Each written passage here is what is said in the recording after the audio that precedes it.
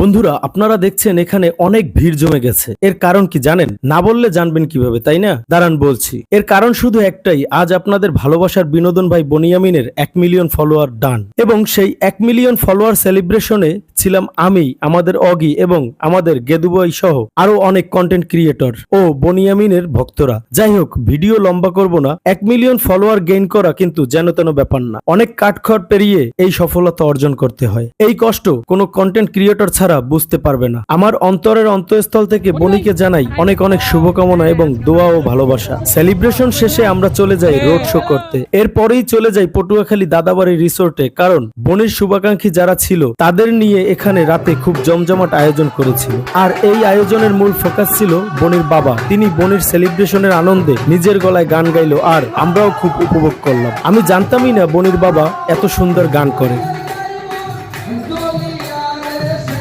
সেখানে কিন্তু আমাদের অগি এবং গেদুও গান গাইছিল।